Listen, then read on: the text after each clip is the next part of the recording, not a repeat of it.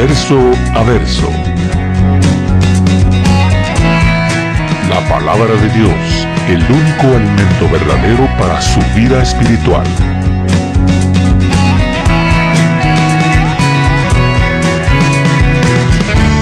Verso a verso.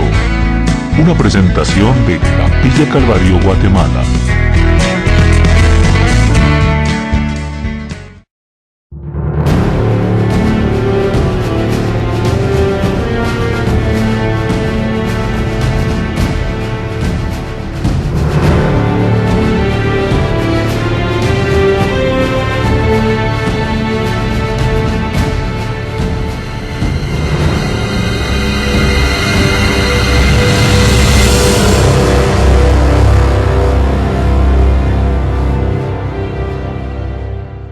Es que vamos a estar en Lucas 20, de los versos 39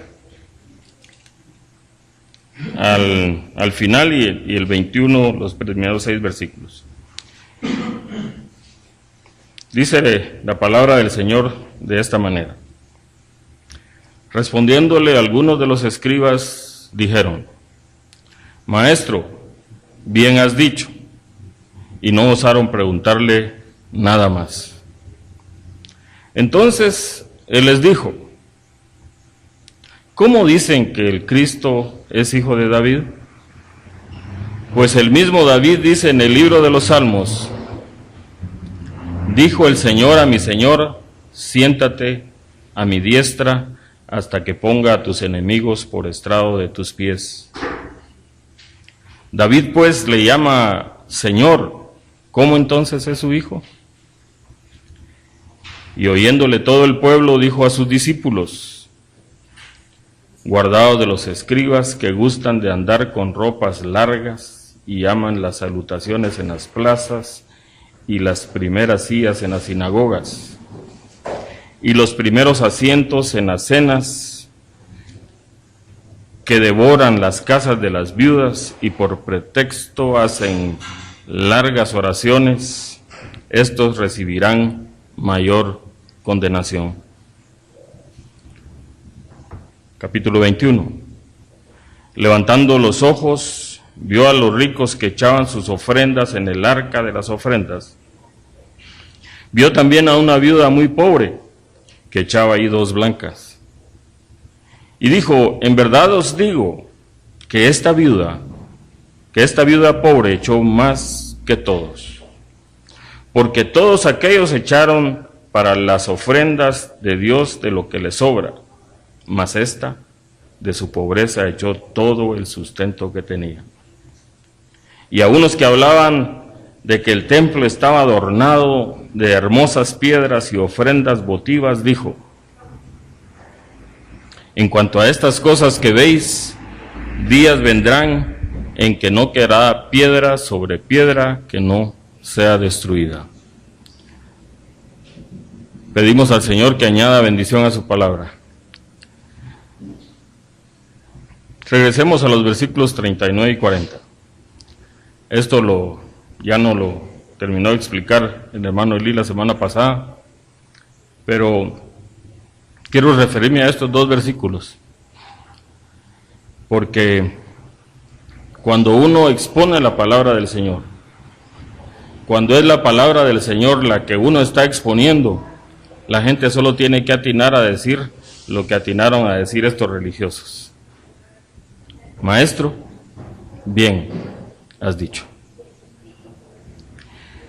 Después de que Jesús les hizo la exposición con respecto a la resurrección, lo único que ellos pudieron atinar a decir es: eso está bien, así es, no hay nada que podamos nosotros contradecir. Nosotros siempre debemos de tener presente, hermanos, que el Señor Jesucristo nunca rebatía con asuntos de la vida diaria, o quizás Él ponerse a entrar a contradecir contra ellos, sino que siempre usó la Escritura. Y eso debe ser un ejemplo para nosotros. Y también debe de ponernos a hacernos pensar a nosotros que cuando alguien nos está dando una enseñanza y no están usando la Escritura, abra sus ojos, abra sus oídos, porque ahí hay algo que no está bien. No podemos decirle a estas personas, bien has dicho, sino que por el contrario, tenemos que decirle a estas personas, ¿y qué dice la Biblia? Entonces es muy importante estudiar, enseñar y sobre todo practicar lo que dice la Biblia. Amén. Y es que cuando tú haces eso, entonces va a pasar lo que pasó, lo que dice el verso 40, y no osaron preguntarle más. Y es que ante la palabra del Señor, hermanos, no hay poder que se resista.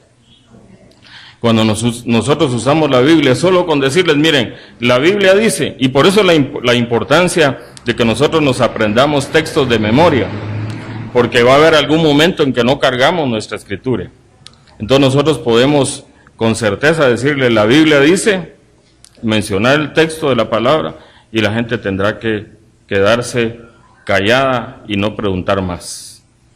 Pero cuando nosotros empezamos a tratar de convencer a las personas con nuestra sabiduría, lo que vamos a lograr es una confrontación, vamos a lograr solo entrar en otros temas que no tienen nada que ver, pero cuando oramos la palabra del Señor, las gentes van a tener que quedar callados. Solo la palabra de Dios tiene autoridad y nadie se puede oponer a ella. Entonces ellos se quedaron callados. Y cuando estas personas se quedaron callados fue cuando el Señor Jesucristo toma la iniciativa. Cuando las personas se queden calladas, cuando tú les expongas la palabra, es el tiempo de presentar el Evangelio del Señor Jesucristo. Aquí, en el verso 41, Jesucristo toma el control y ahora les va a hacer una pregunta a ellos. Antes de que veamos esto, yo quiero hacerles algunas preguntas a ustedes. ¿Cómo vinieron hoy? ¿Vinieron listos para responder? ¿Cuántos creen que Jesucristo resucitó? ¿Cuántos creen que Jesucristo es el Hijo de Dios? ¿Y cuántos creen que van a resucitar?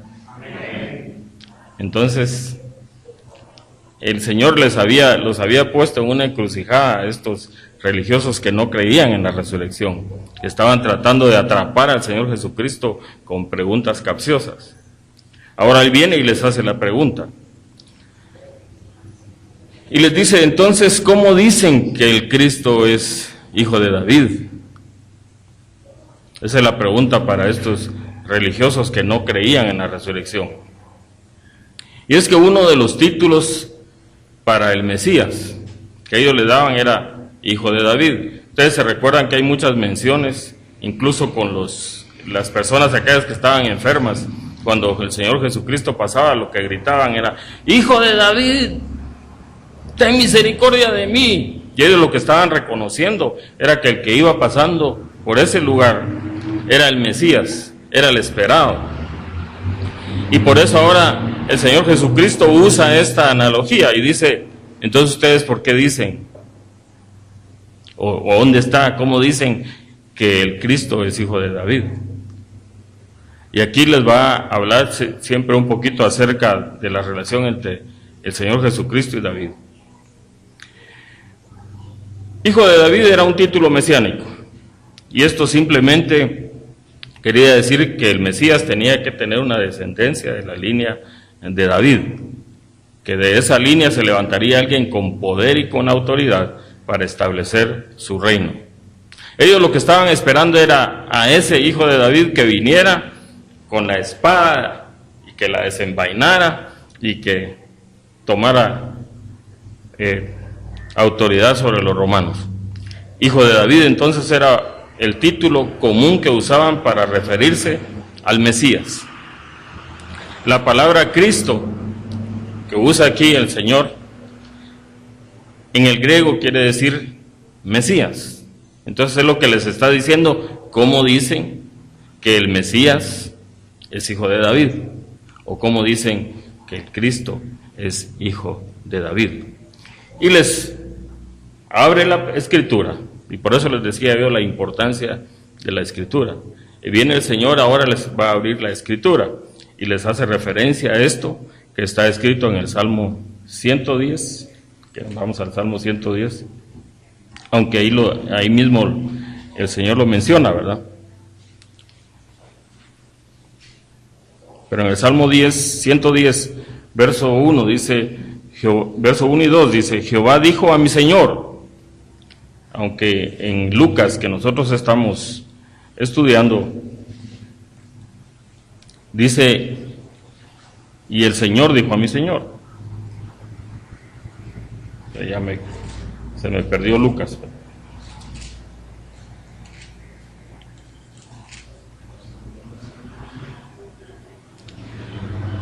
En el verso 42 le dice, pues el mismo David dice en el libro de los Salmos, que es el Salmo 110, dijo el Señor a mi Señor. El Salmo 110 dice, Jehová dijo a mi Señor, refiriéndose a Dios, diciéndole al Señor, siéntate a mi diestra hasta que ponga a tus enemigos por estrado de tus pies.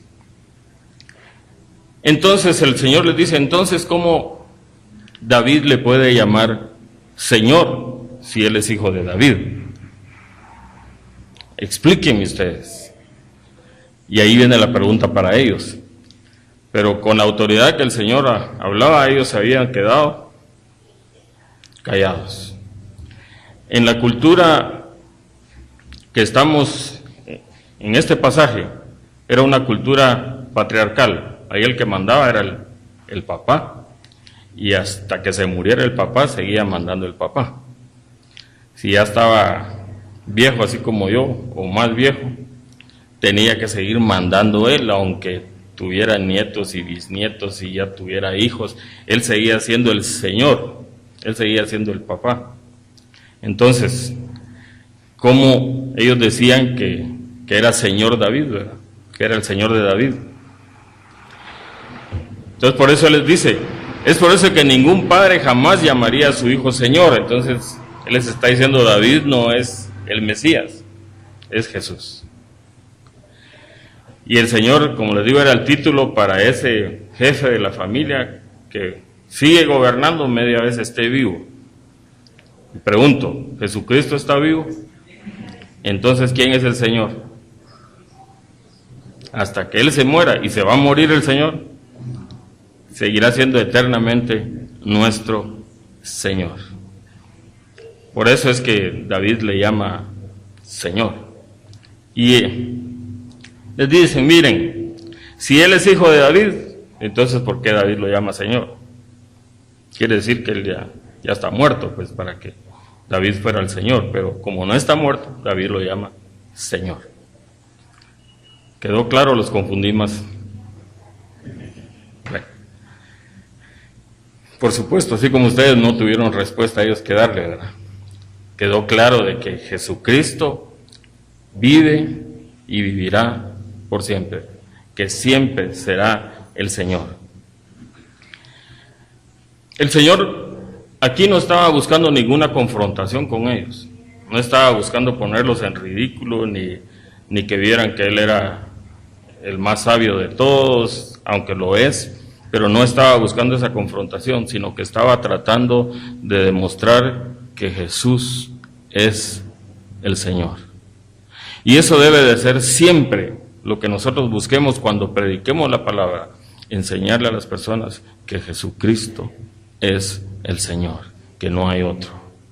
Cuando nos vengan con otras teologías, cuando nos vengan a mostrar a otros que fulano se le apareció no sé quién, que a sultanos aquí, que todos estos están muertos, no los pueden llamar señores. El único que está vivo y vivirá por siempre se llama Jesucristo.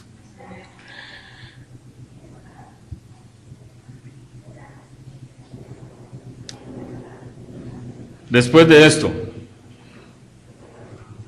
Es interesante porque entonces él se da la vuelta, estaba como hablando con los líderes religiosos, y ahora se da la vuelta y dice, dirigiéndose a sus discípulos, dirigiéndose a los que estaban en la congregación, ya deja a estos. El verso 45. Y oyéndole todo el pueblo, fíjese que estaba todo el pueblo, pero dice, dijo a quienes, a sus discípulos, y es importante porque se lo va a decir a aquellos que lo quieren seguir realmente. El que quiere oír, oiga. Dijo a sus discípulos, guardaos de los escribas que gustan de andar con ropas largas y aman las salutaciones en las plazas, y a las primeras sillas en las sinagogas y los primeros asientos en las cenas, que devoran las casas de las viudas y por pretexto hacen largas oraciones, estos recibirán mayor condenación. Palabras duras, hermano. Y eso lo seguimos viendo en nuestra sociedad. Eso es algo muy común. Quizás ahora no venimos con filatelias, ¿verdad? Que era ponerse un montón de trapitos de ello. Yo pensé hoy pasar aquí adelante para que me vieran así, ¿verdad?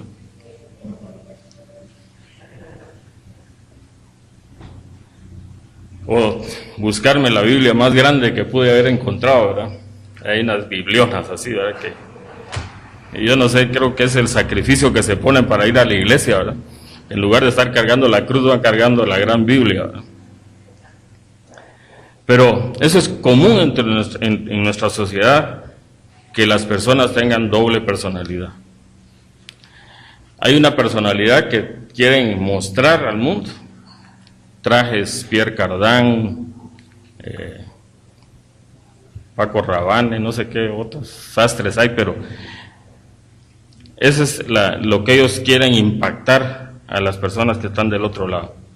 Pero simplemente ellos van a mostrar una cara que es una máscara.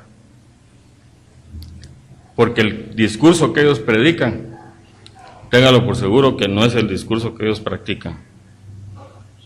Se ven muy bonitos, pero nada que ver.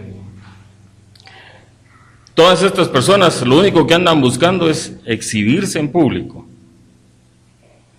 Lo único que quieren es tener los primeros lugares de importancia y que los tomen como ellos en lugares de prestigio.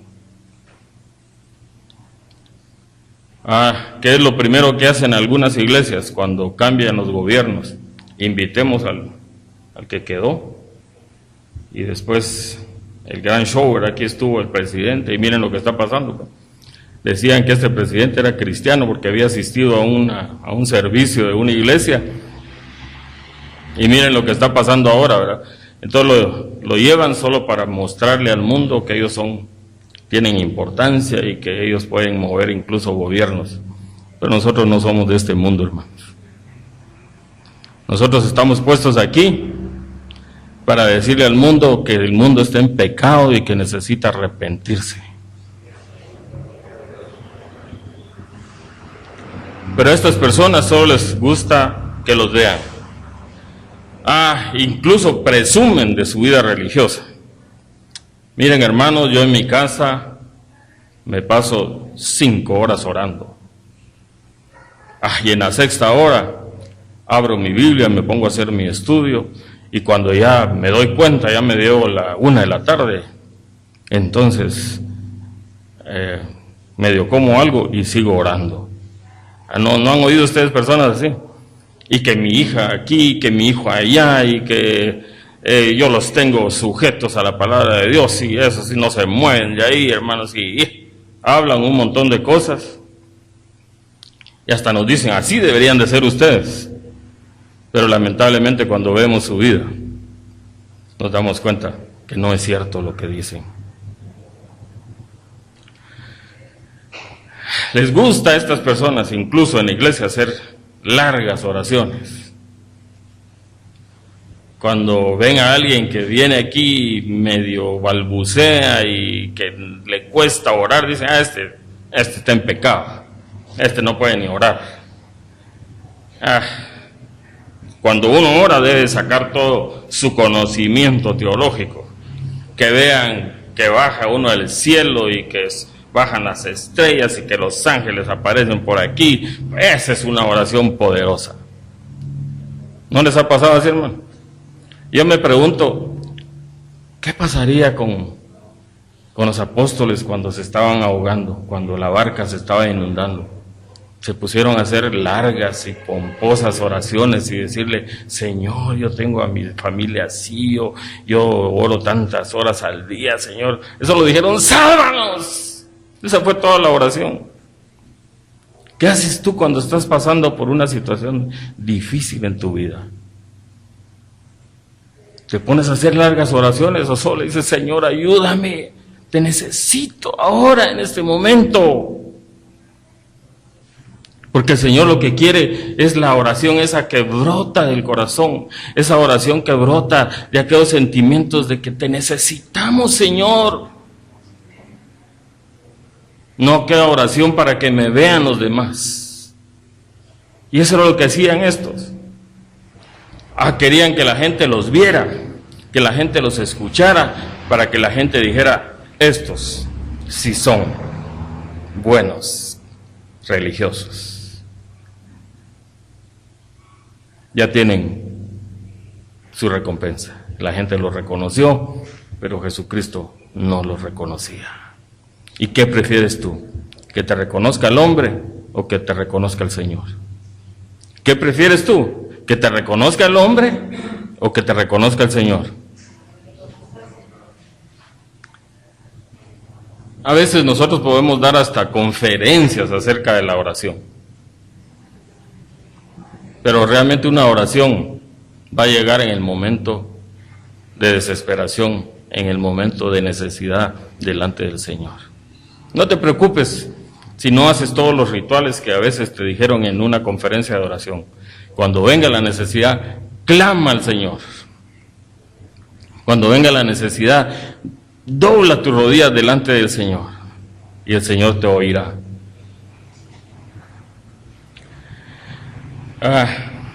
El Señor entonces les dice, hey, ustedes, iglesia, tengan cuidado con esas personas. Cuando vean a esos que solo quieren ser vistos, tengan cuidado porque son unos hipócritas. Amén.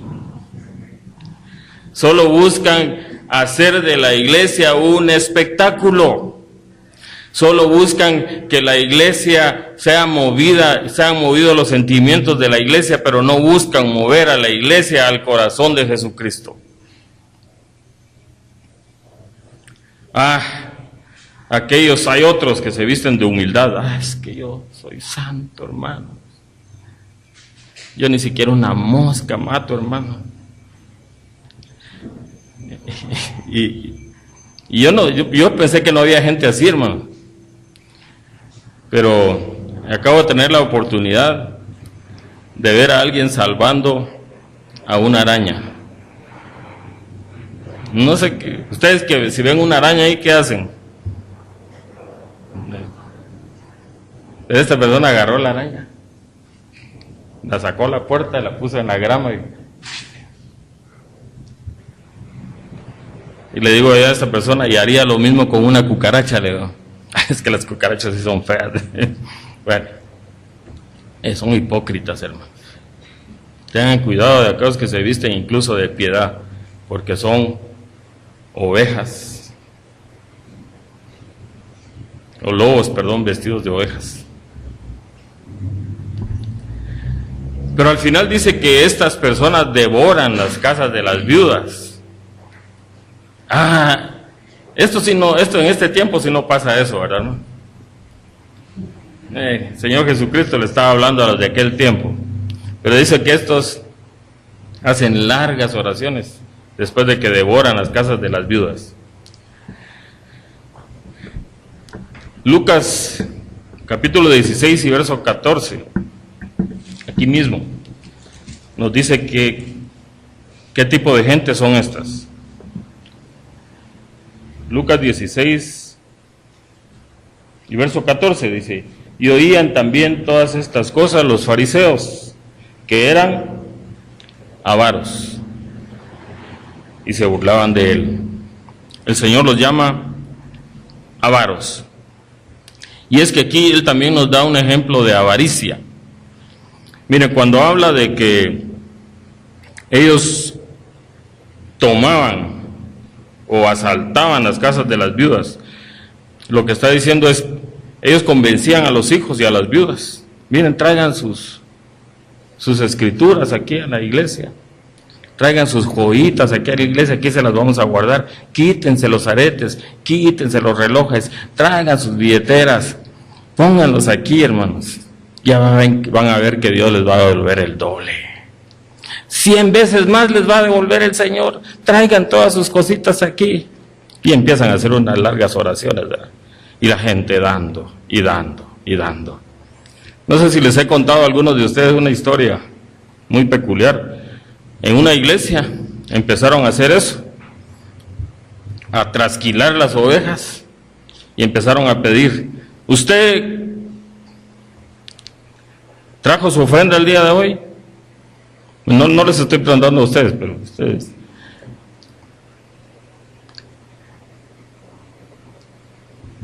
Si no trajo, ¿qué trae? Vamos a ver. Qué bonito tu collar, hermana. Se lo deberías de ofrendar al Señor. O tus lentes, qué lindos. Tu pelo, Edgar, por eso ya nos pagarían una buena peluca, ¿eh? Y así empezó a motivar a toda la gente, y entre ellos una jovencita que había ido a una fiesta un día antes. La abuela le había dado un collar de mucho valor para que lo luciera en la fiesta, pero ella se lo llevó también a la iglesia el domingo siguiente. Y fue tal el convencimiento que se quitó el collar y lo depositó ahí en el canasto de las ofrendas. Cuando llegó a la casa se encontró con la cruda realidad. La mamá le dijo: ¿y el collar de la abuelita?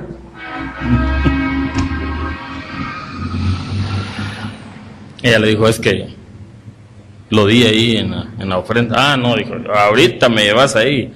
Y se fue a la iglesia y me devuelven el collar porque ese es de mi abuelita, ella no tenía por qué estarlo regalando aquí. Bueno, la historia es que hizo que se lo devolvieran y se lo devolvieron, ¿verdad? Pero lo interesante es que le sacaron un gran cofre así con un montón de joyas. Pues el Señor nos está diciendo aquí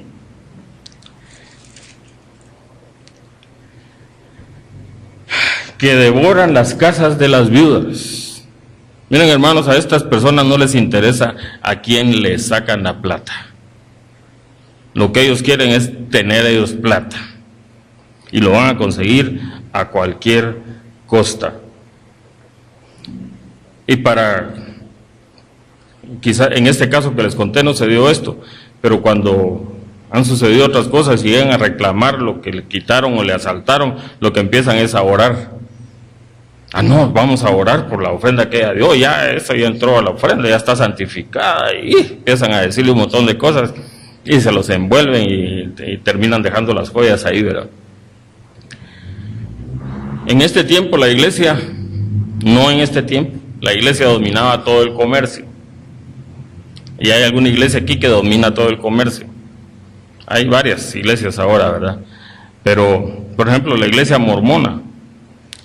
La iglesia mormona es de las iglesias más poderosas del mundo. Quizás, bueno, es la iglesia más poderosa económicamente en Estados Unidos. Tiene sus ingresos o su capital es mayor que muchos países del mundo. Las mayores empresas de los Estados Unidos están bajo la autoridad de ellos. O sea que tienen un poder económico tal, porque exigen a sus miembros que lleven sus ofrendas a la iglesia. Los testigos de la atalaya tienen un ejército vendiendo libritos. ¿Y cuánto les pagan a los vendedores, hermano? ¿Cuánto creen ustedes que ganan todos que andan vendiendo un librito ahí de la atalaya? Nada, solo los usan para lograr sus fines comerciales. Pero no solo voy a hablar de los de la contra, también voy a hablar de los que se dicen que están con nosotros, esos teleevangelistas. Ahí ponen la gran pila de papeles diciendo las ofrendas que han recibido y que van a orar por ellas.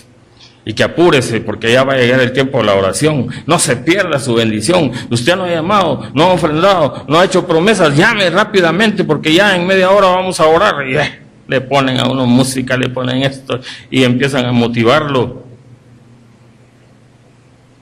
Otros, más audaces, empiezan en el momento de la ofrenda. Ya vamos a tener el tiempo de la ofrenda. Empiezan no a poner a las personas con nombres, sino que las ponen con cantidad. A ver, que se paren los de 1000.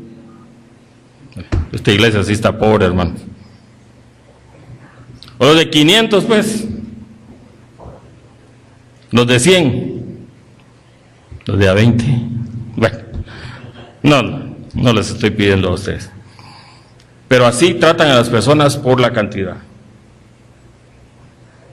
Y algunos de ustedes han visto ahí algunos videos donde hay una pastora pidiendo de esa manera, que los de a 1000 se pongan de pie. Y se puso una persona por ahí de pie. Pasa adelante, quiero verle, dice, quiero ver tu cheque. No, todavía no te toca. Tú 500 pusiste ahí, ya voy a llamar a los de 500, espérate. Así tratan a la gente, hermanos. Otros, ya con estos termino, porque si no, que me paso todo el día. Otros son más sutiles, ponen en sus cuentas de Facebook o de Internet fotos con niños llenos de moscas, con casas cayéndose, y empiezan a pedir dinero para estos niños, pero no vemos la casa donde viven ellos. Tienen caballos que con el valor de un caballo podrían pagar un año de comida para estos niños, pero así viven ellos, ¿verdad? Gente que está abusando en nombre de Jesucristo. Y detrás de todo eso, hermanos, y detrás de todo eso hacen largas oraciones para que los vean, para que no sientan cuando les sacaron la plata. Qué linda la oración. 1 Timoteo, capítulo 6, verso 5.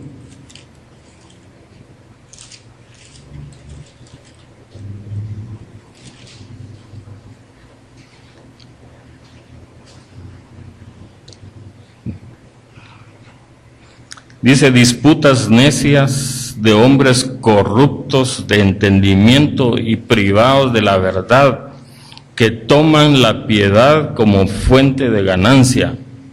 ¿Qué dice? Apártate de los tales. Cuando le estén sacando la plata, hermanos, run for your life. Corra por su vida, hermano, lo van a trasquilar. Y no solo eso, sino que va a perder la bendición. Dios nos libre de estas personas, hermanos. Pero no solo nos libre de estas personas, sino que Dios nos libre que nosotros seamos como estas personas. Hoy estamos en un periodo de protestas y todo, ¿verdad? Podríamos decirle: ay de aquel que con ciega locura tu bolsa quiera tocar. Que Dios los libre, hermanos. Pero miren, la palabra del Señor a mí me anima, porque la palabra del Señor dice de los tales: tendrán, ¿qué dice? Mayor condenación. No me puedo imaginar lo que les va a hacer el Señor a estas personas, hermano.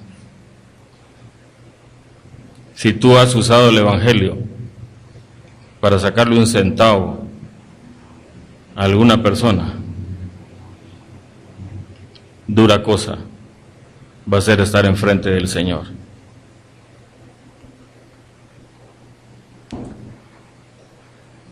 Cuando el Señor estaba haciendo estas observaciones de que habían personas que estaban lucrando con el Evangelio, el Señor levantó los ojos y se encontró con una escena muy típica de una iglesia. Capítulo 21, versos 1 y 2, dice: levantando los ojos, explicándoles acerca de estos trasquiladores, levantando los ojos, vio a los ricos que echaban sus ofrendas en el arca de las ofrendas. Vio también a una viuda muy pobre que echaba ahí 2 blancas. Aquí podemos ver 2 tipos de personas que obviamente estaban en la iglesia, los 2, los ricos y la viuda. Aquí en Lucas no se nos dice la cantidad que depositaron los ricos, solo se nos dice lo que depositó la viuda. Pero si vamos a Marcos capítulo 12, que es un pasaje paralelo, y verso 41,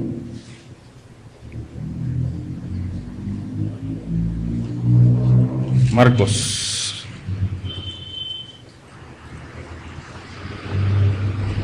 si alguien lo tiene y lo quiere leer.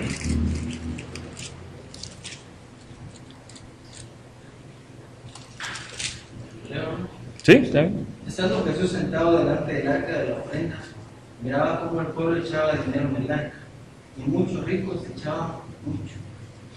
Entonces, ¿cuánto echaban los ricos?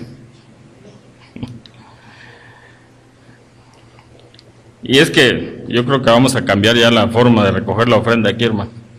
Mejor la vamos a pasar el alfolí mejor por ahí, y lo vamos a dejar ahí cuando termine el servicio, que cada quien venga a ofrendar. Porque estos pasaban así como pasamos nosotros, ¿verdad? Pero ya se imaginan a los ricos, ¿verdad? Hasta, algunos hasta cargando el costal ahí, ¿verdad?, con su carreta para que vieran qué era lo que iban a depositar, ¿verdad? Pero dice que la viuda depositó 2 blancas. Ahora, yo me puse a tratar de averiguar cuál sería el valor de 2 blancas en nuestro tiempo. Y dice que el valor de una blanca son 2 centavos de quetzal. O sea que la viuda depositó 4 centavos. Y ustedes dirán, mejor no hubiera depositado nada, ¿verdad? Los ricos pasaban con sus carretadas de dinero y hasta lo anunciaban, ¿verdad? Ahora pasa el hermano fulano tal, pasaba al frente. El hermano sutano va a pasar a depositar su ofrenda. Y entre todos se metió una viuda ahí, ¿verdad?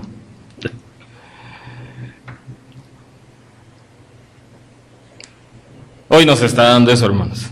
No. Hoy estamos en otros tiempos, ¿verdad? La gente da porque ama al Señor. ¿Cierto o no es cierto? Igual, hermanos, la gente está dando porque espera recibir algo del Señor. Y eso es lo que están motivando las iglesias. Traiga su ofrenda, hermano, y el Señor le va a devolver al 100 por 1, al 1000 por 1, al 10,000 por 1. Y empiezan a convencer a la gente que lo que están haciendo es, pues, buscando un loteriazo en plena crisis, ¿verdad? Voy a depositar 100 para ver si me la saco, pues, si es cierto. Pero dice el verso 3 del capítulo 21, y dijo: en verdad os digo que esta viuda pobre echó más que todos. Y la justificación del Señor dice: porque todos aquellos Echaron para las ofrendas de Dios de lo que les sobra. Mas esta, de su pobreza, echó todo el sustento que tenía. Aquí podemos ver cómo es la economía de Dios. En la economía de Dios no importa la cantidad que usted dé. Lo importante para el Señor es cómo lo dé o cómo está dispuesto a darlo. Así que podríamos decir que para la economía del Señor los que dan muchos son los que dan menos y los que dan menos son los que dan mucho, según este ejemplo, pero no necesariamente tiene que ser así. Lo que sí podemos ver en este pasaje es que la cantidad para Dios es insignificante. Pregunto, ¿cuántos están agradecidos con el Señor? ¿Cuántos saben que el Señor los rescató de algo horrible? ¿Tienen un corazón agradecido? ¿Cuántos son ricos? Ahí hay un rico allá atrás. Y es que realmente, hermanos, cuando nosotros llegamos al Señor ya lo tenemos todo, no necesitamos nada. Y esa debería de ser una base para nuestra ofrenda. La viuda aquí lo dio todo. Ella pudo haber pensado, ¿y ahora qué voy a hacer? ¿Cómo voy a comprar mi sustento más tarde? Pero cuando nosotros damos, hermanos, tenemos que saber que estamos dependiendo del Señor. Cuando nosotros venimos al altar a depositar nuestra ofrenda, lo que estamos diciéndole es: Señor, de lo que tú me has dado, te estoy devolviendo. No te estoy dando ni siquiera algo mío, sino que te estoy devolviendo lo tuyo. Y lo que yo te estoy dando, Señor, yo sé que tú, si quieres, me lo vas a devolver, si quieres, no. Tú sabes cuándo tengo yo necesidad y a mí nunca me ha faltado nada. ¿Cuántos de los que están aquí comieron hoy en la mañana? Todos, ¿verdad? O los que no comieron es porque no desayunan, pero van a almorzar bien, ¿verdad? Eso se los aseguro. Y es porque Dios tiene cuidado de sus hijos.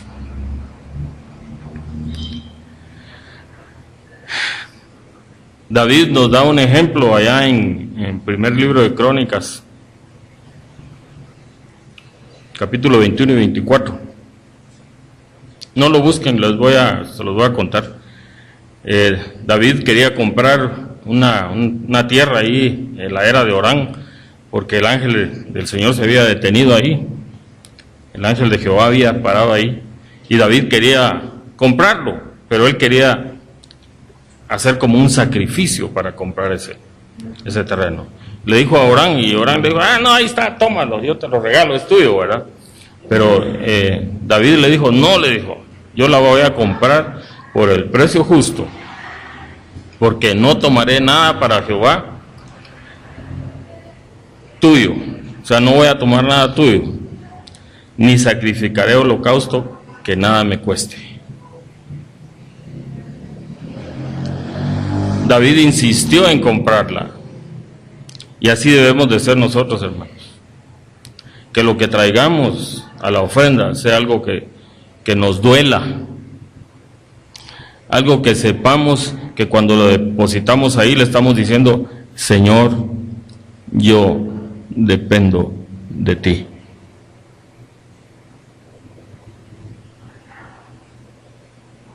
¿Cuántos creen que el Señor es bueno? ¿Cuántos creen que el Señor los va a sustentar siempre? Miren, hemos pasado, yo en lo particular, y sé que algunos de ustedes me van a acompañar en esto que voy a decir, hemos pasado tiempos difíciles, donde quizás no vemos qué pueda suceder el día de mañana, pero el Señor hasta aquí ha sido bueno y nunca nos ha faltado nada. Pero si estamos dispuestos a darle al Señor todo lo que tenemos. Recuerde, el Señor se agrada de eso, de un corazón agradecido, de un corazón que reconoce que el Señor es poderoso para hacer que sobreabunde aquello que nosotros podemos dar. Y siempre hay grupos que cuando alguien está hablando, que cuando alguna cosa está pasando, andan por otro lado, papaloteando. El Señor hablándole de la ofrenda y otros viendo el templo ahí. Miren qué templón este. Veamos el verso 5, el capítulo 21. Y a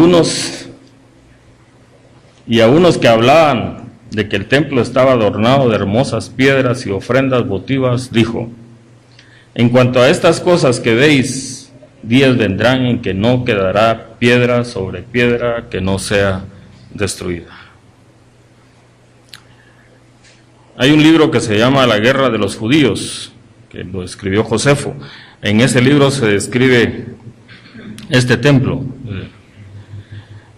templo que construyó Herodes. Era un templo, miren hermanos, bellísimo. Era una cosa espectacular. Dicen que las columnas eran blancas, que todo el templo estaba forrado de oro, que cuando uno miraba ese templo no podía verlo porque era tal la brillantez del templo que era como estar viendo al sol a través de un espejo o directamente el sol. Era una cosa impresionante. Que el Señor hablando de las ofrendas, que no importa la cantidad que es de ofrenda, y los otros hablan: miren qué templón el que nos hicimos. Nosotros sí somos buenos porque miren el lujo que tenemos. Y el Señor solo les dice: de eso van a venir días en que no quedará piedra sobre piedra. Y es que muchos le dan más importancia a las cosas materiales que a las cosas espirituales. ¿Qué prefieren ustedes? ¿Ganarse todo el oro del mundo y perder a Jesucristo, o no tener nada y tener a Jesucristo? Estos días nos ha dado como para un montón de ejemplos, ¿verdad? Porque alguien le cantaba a la susodicha, a la que dice que está re bonito ahí, ¿verdad? Le decía: ¿de qué te sirve todo el dinero, verdad? Si estás presa. Y así podríamos decir nosotros: ¿de qué nos serviría todo el dinero si estamos presos? Si nos tiene atrapado todas las cosas materiales. Y eso era lo que pasaba con estos religiosos, los tenían atrapados las cosas materiales. Pero el Señor Jesucristo les dice: no va a quedar ninguna piedra. Y si usted va hoy en día a Jerusalén, yo no he ido, estoy pidiéndole al Señor poder ir algún día. Y si no, pues en la nueva, ahí estaremos, en la nueva Jerusalén. Pero si podemos ir, la gente que camina ahí, por donde estuvo el templo, no encuentran nada. Hay algunas excavaciones que están haciendo ahora y han excavado incluso en el camino que recorrió el Señor buscando las piedras de ese templo, pero no encuentran nada. Y las siguen excavando y solo piedras se encuentran, ¿verdad? No encuentran el famoso oro que andan buscando o todo el lujo que tenía ese templo. Y lo único que pueden llegar a decir después de pasar horas excavando y excavando es que la palabra del Señor se va a cumplir. Se cumplió literalmente lo que el Señor dijo, y todo lo que está escrito se va a cumplir. Hermanos, como aplicación, no te afanes por las cosas materiales. No pienses que por ser muy religioso vas a ganar el cielo. No pienses que por dar mucha ofrenda tú tienes asegurado un lugar en el cielo. El Señor está viendo el corazón de cada uno de nosotros, y Él lo que busca es un corazón arrepentido, un corazón que se arrepiente de sus pecados, un corazón que busca el perdón del Señor Jesucristo. Dios es el dueño de todo. Él no necesita de ninguna ofrenda. Él no necesita que nosotros recojamos ofrenda para mantener vivo su evangelio. Lo que Él quiere es que tú seas una ofrenda para Él. Por eso cuando cantábamos hoy, haz de mí una ofrenda. Eso es lo que debemos de buscar, ser una ofrenda para el Señor. Pero una ofrenda que más que el templo de Salomón, una ofrenda que tu familia la pueda ver, una ofrenda que tus compañeros de trabajo la puedan ver, una ofrenda que tu ciudad la pueda ver, una ofrenda que es conforme al corazón de Cristo, una ofrenda que se mueve y hace la voluntad de Jesucristo. Gracias, Señor, te damos esta mañana, porque a través de tu palabra podemos ver que tú buscas adoradores en espíritu y en verdad. Señor, que no importa la condición económica nuestra, lo que tú ves es la gratitud que tenemos en nuestro corazón. Señor, gracias, porque un día, Señor, tú llegaste a nuestra vida. Gracias, Señor, porque ese día nosotros encontramos el mejor tesoro que podíamos haber encontrado. Y hoy, Señor, queremos dar de ese tesoro a aquellas personas que todavía andan buscando en el mundo, aquellas personas que todavía andan buscando en la sociedad, aquellas personas que todavía andan buscando en el hombre. Señor, ayúdanos a mostrarnos nosotros como la ofrenda que tú eres. Pero, Señor, si aún hay personas que no te conocen, si hay personas que aún no han encontrado ese tesoro que se llama Jesucristo, esta mañana es tu oportunidad. Solo dile: me arrepiento de mis pecados. Te pido perdón, porque sé que solo tú eres el único que puede sustentar y confortar mi vida. Gracias, Señor. En el nombre de Cristo Jesús. Amén. Capilla Calvario Guatemala presentó Verso a Verso. La palabra de Dios, el único alimento verdadero para su vida espiritual. Verso a verso, su vida crecerá en el conocimiento del Dios verdadero. Una presentación de Capilla Calvario Guatemala.